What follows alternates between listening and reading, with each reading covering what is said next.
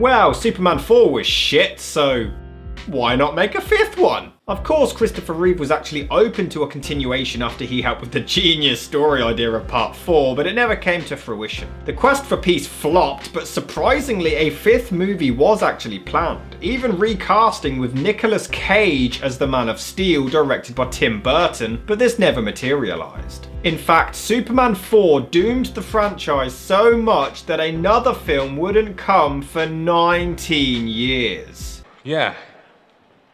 Well, you know, things change. Bryan Singer wasn't a fan of comic books, but he loved the original Richard Donner movies. It wasn't until he was working on X-Men 2 when he had an idea for a new one and pitched it to Donner himself, who loved the idea. And finally, after nearly 2 decades, another Superman movie was back in the works. The movie was really well received upon its initial release, but didn't make the studio as much money as they had hoped. In fact, mid-production, they were already planning a sequel with the entire cast reprising their roles. It would have featured other villains such as Brainiac and Bizarro, but due to the disappointing box office gross, it was ultimately canned, which infuriated Bryan Singer, who said, "The movie made $400 million.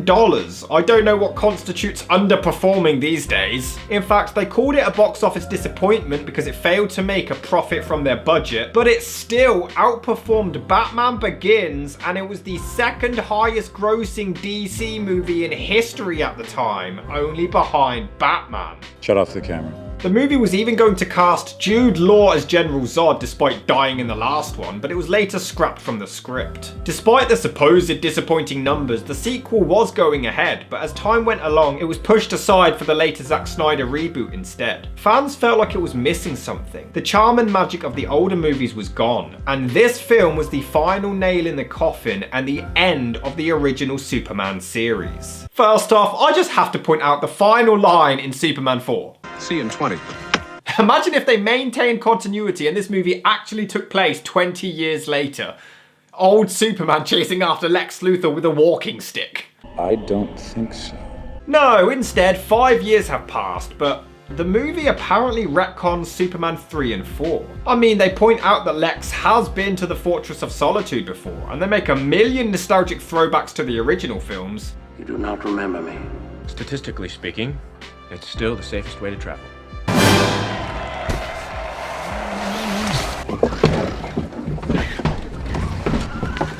A bike? What did my father used to say to me? You're losing your hair? Before that. Get out. Mind over muscle, Miss Lane. Gil, how many F's are there in catastrophic?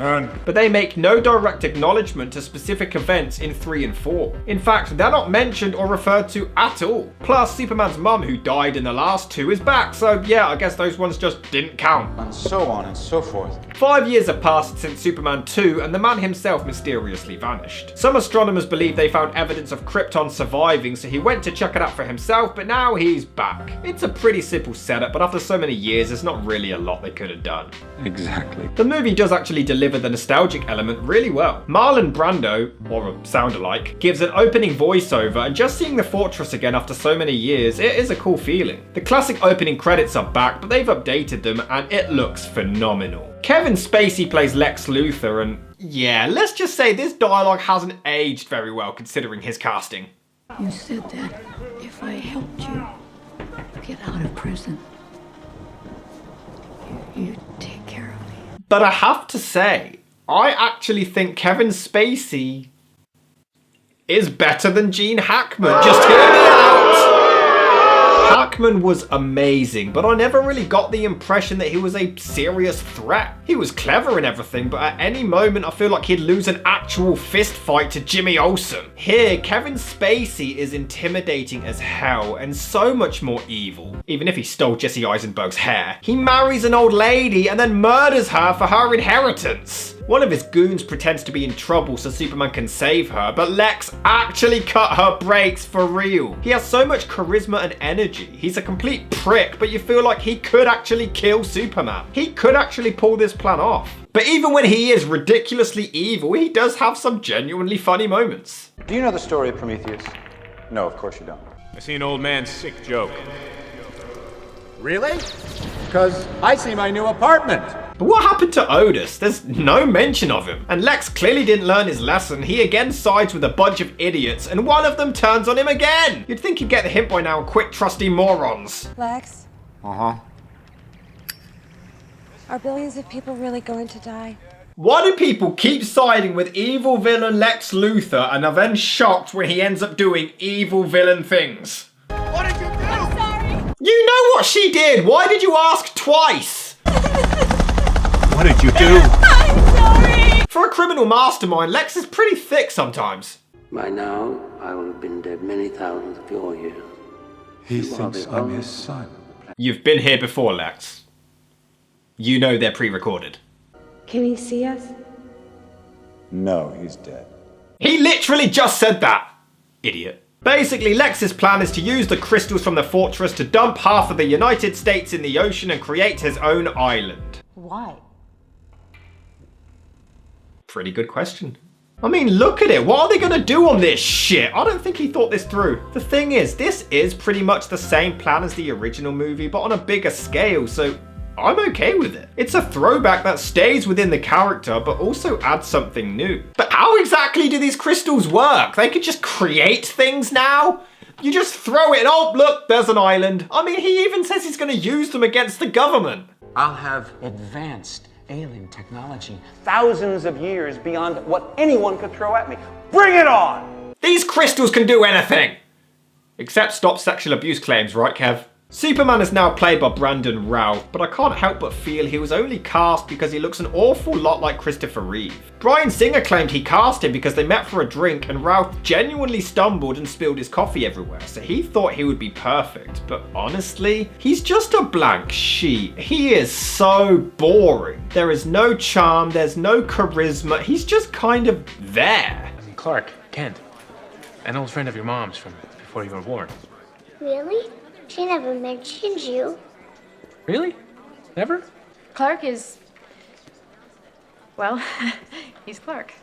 Pretty much him. I give the guy credit, he does his best to try to capture the charm and feel of Christopher Reeve, but it doesn't really work. Except for one scene. How tall would you say Clark is?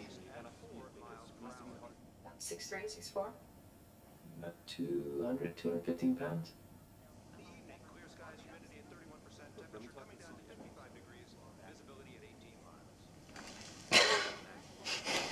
It's the only time.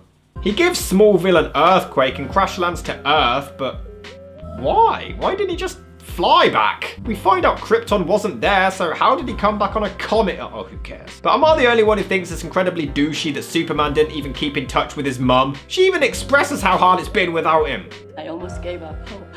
I just thought I would never see you again. What I don't understand is, why did it take him 5 years? He says he went to investigate and realized the planet is gone and he's the last one of his kind, but why would that take 5 years? Surely he would just fly into space where the planet used to be, see that nothing is there and fly back. Motherfucker, you turned the world backwards. This should not have taken you this long. And of course, nobody suspects that Superman and Clark Kent both disappeared at the exact same time and then both just so happen to show up again 5 years down the line at the exact same time. These characters are stupid as hell. Clark, hey, welcome back. But how the hell does Clark even get a job back after going AWOL for 5 years straight? Thank you for giving me my job back. Don't thank me. Thank Norm Palmer for dying. Oh, alright. It turns out in his absence, Lois wrote a popular article about why the world doesn't need him, and Superman is upset about this. He's also heartbroken to see that she now has a family, but what did he expect? Her to not move on? You left for 5 years! And why is Jimmy Olsen so creepy in this? But this movie completely destroys the character of Lois Lane. Yeah, we get the cliche of the love interest being engaged to somebody else, but they're not married yet, and you know they're not going to be. She's played by Kate Bosworth, and the actress does a fine job, but she is so unlikable in this. She'll never tell you this, but if you ask me, she's still in love with you-know-who. Voldemort. Voldemort. She has a child who, by the way, just looks completely bored throughout the entire film. He does not look the least bit interested at all at any moment. Hell, Superman is literally dying in front of him at one point, and he's just like, Mom, I want to go home and watch Peppa Pig. But the moment we are introduced to the kid, you immediately know it's Superman's child and not her fiance Richard, played by James Marsden. They tease it for the whole film and it is so tedious. Lex even tests kryptonite on the poor kid. And then he reveals it 95 minutes in as he kills a goon with a piano like it's this big massive twist. It was so obvious. He's a little fragile, but he's gonna grow up to be big and strong, just like his dad, won't you? Subtle. Speaking of which, we also get some Jesus symbolism way before the Snyder films did it. And yes, sometimes the dialogue is also pretty painful. Look, in the sky, Chief. It's a bird. It's a plane. No, look, it's... But how does this work? How can Superman and Lois have a child together? Firstly, she constantly says that Richard is the father. Who is that boy's father? Richard.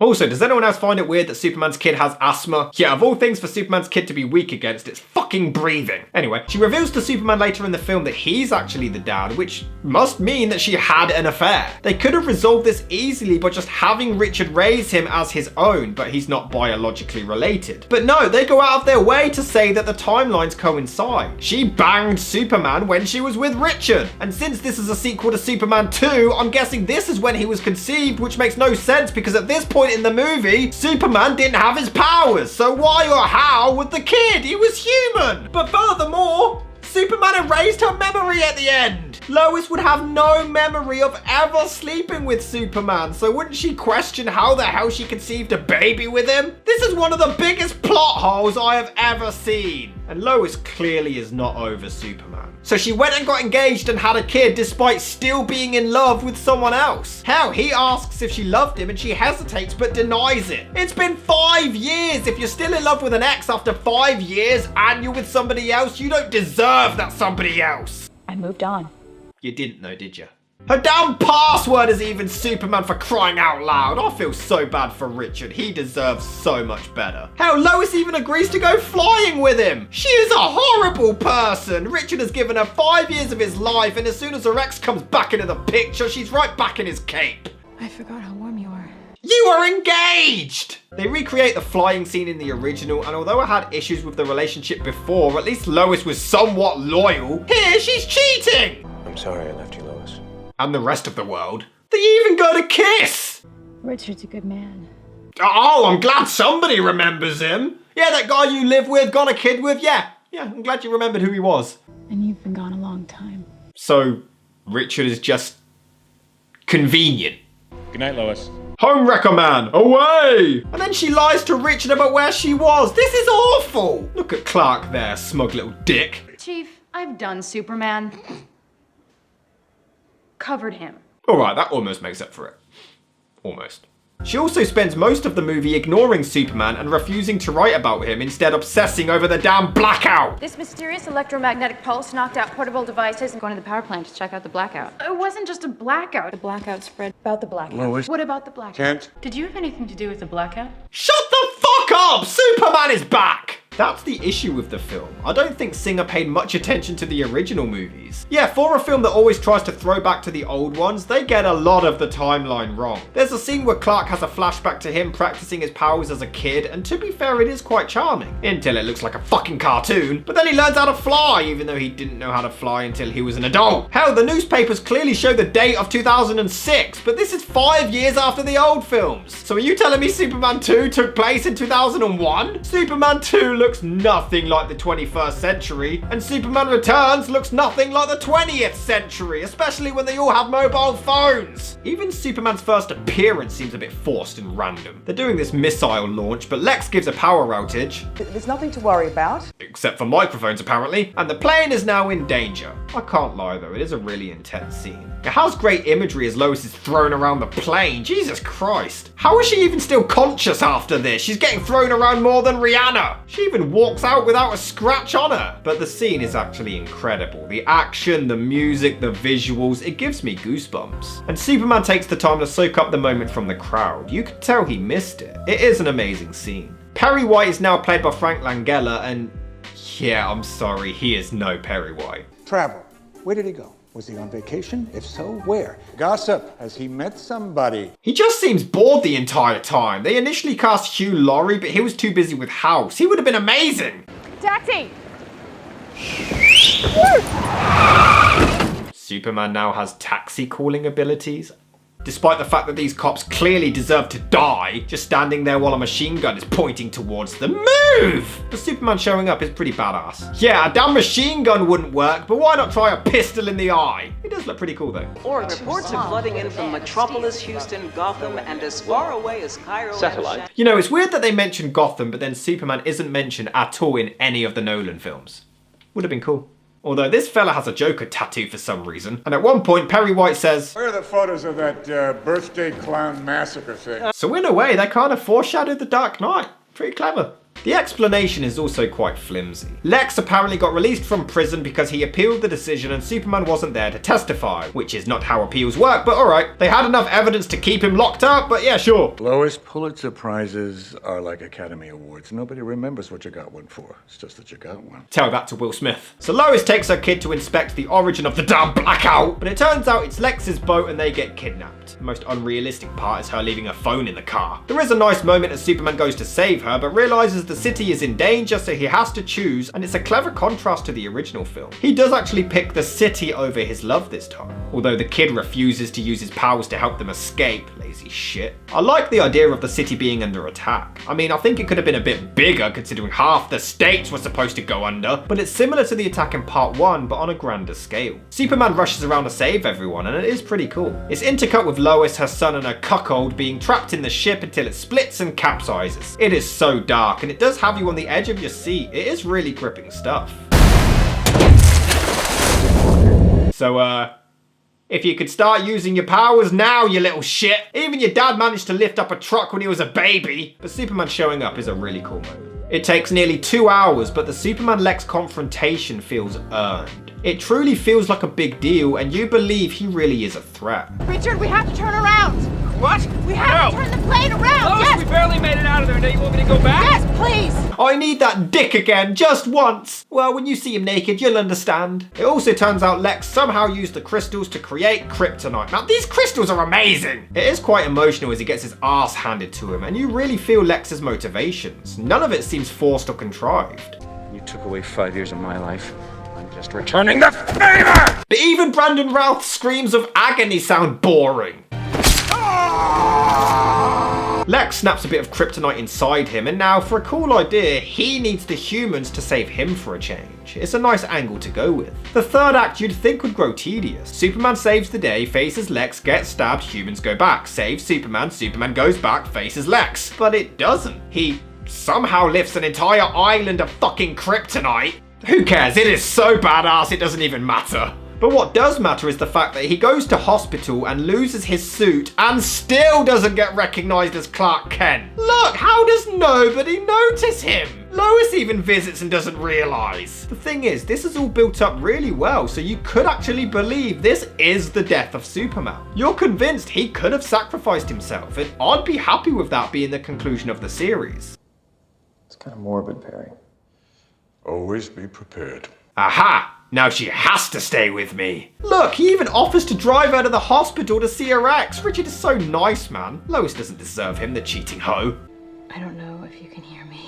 Wanna fuck again? Why hasn't he actually woken up yet? Last time they removed the kryptonite and he woke up pretty quickly. Well, the doctors took it out and he's still in a coma. Oh well, Lois actually kisses him. Yeah, now she's cheating on a fiance with an unconscious man. And this somehow gets him breathing again. Yeah, apparently infidelity really gets his blood pumping. Superman has a nice closing moment with his son talking to him about his powers. It is a really sweet scene that could have led to good sequels. I'm actually kind of pissed it didn't. There was a lot more they could have done with this story and these characters. Will we see you? Around? I'm always around. Yeah, apparently so is Lois by the sounds of it. You know what, I originally wasn't a fan of this movie, but upon rewatch, I really enjoyed it. They did Lois dirty, and I disagree with some of the casting, but the script sold it. There's some cheesy moments, but the nostalgic parts are usually handled well, and it's a great way to do a sequel decades later. It maintains the charm of Superman, and I think it's a lot of fun. I wish they could have done another one. If you weren't a fan, maybe give it another try, and see what you think.